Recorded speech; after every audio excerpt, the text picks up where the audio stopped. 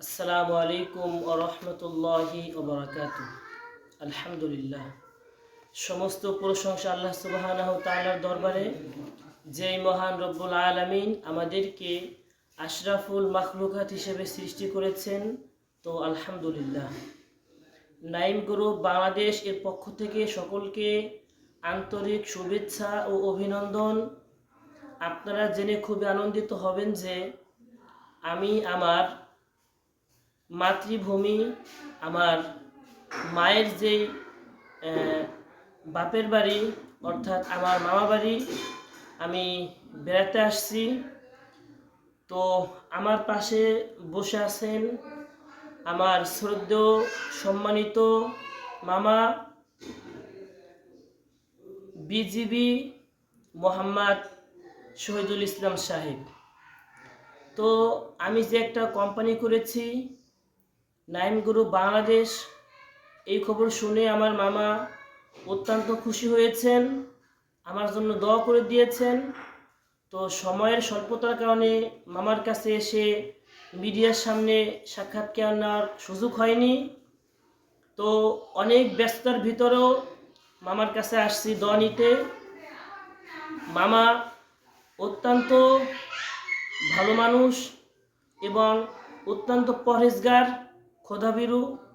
মামার একটা দোয়া, মামা আমার কোম্পানি একটা কথা বলা, এটাকে আমি অনেক সৌভাগ্যের কারণ মনে করি এবং আমি দোয়া করি আল্লাহ সুবহানাহু ওয়া তাআলা যেন আমার মামাকে দীর্ঘ নেখায়াত দান করে। তো মামাদের বাসায় বেড়াতে আসছি এবং মামার কাছ থেকে এখন আমরা সাক্ষাৎকার নিব। তো প্রিয় ভিউয়ার্স, আপনাদের কাছে সবাই অনুরোধ করে বলবো যে এখনও যারা মন থেকে নাইম গ্রুপ বাংলাদেশকে এখনও যারা পরিপূর্ণ ভালোবাসতে পারেননি বা মুরব্বীদের দোয়া বা একটা সাপোর্টের অপেক্ষায় ছিলেন, তো তাদের জন্য আমার সম্মানিত মেজো মামা তার সাক্ষাৎকার এখন আপনাদের সামনে নিব। তো সকলেই আমাদের সাথে থাকুন। জি, আসসালামু আলাইকুম রহমতুল্লাহ। আসসালামু আলাইকুম রহমতুল্লাহ। আমি বিজিবির কর্মরত ছিলাম, কুমিল্লা ছিলাম, কুড়িগ্রাম ছিলাম, চুয়াডাঙ্গা ছিলাম। আমি বিজিবিতে ছিলাম অনেক দিন। আমি এখন বর্তমান রিটায়ার আছি। এখন আমি নাইম গ্রুপ বাংলাদেশ কেমিক্যাল মুক্ত নিরাপদ খাদ্যর কোম্পানি প্রতিষ্ঠাতা ব্যবস্থাপনা হাফেজ মুন্সি হাবিবুল্লাহ নাইম হাফিজুল্লাহ এর কাছ থেকে গুড় কিনে আপনারা সবাই খাবেন, কেমিক্যাল মুক্ত গুড় এবং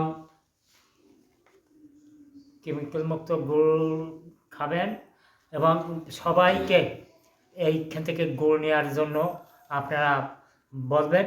গুড় খুবই ভালো, খুবই সুন্দর গুড়, আমি খাইছি, খুব ভালো গুড়। জি মামা, আপনি আপনার নামটা একটু সবাইকে বলে দিতেন। মোহাম্মদ শহীদুল ইসলাম।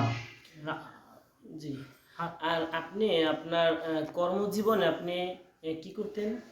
আমি ওখানে ডিউটি করছি। মানে আপনি বাংলাদেশ সৈনিক ছিলেন? বাংলাদেশ সৈনিক, আমি ওখানে অনেক ডিউটি ছিলেন কি বিজিবিতে? বিজিবিতে। জি। তো প্রিয় ভিউয়ার্স, আমার মামা অত্যন্ত সাদাসিধা মানুষ এবং দেশপ্রেমিক মানুষ।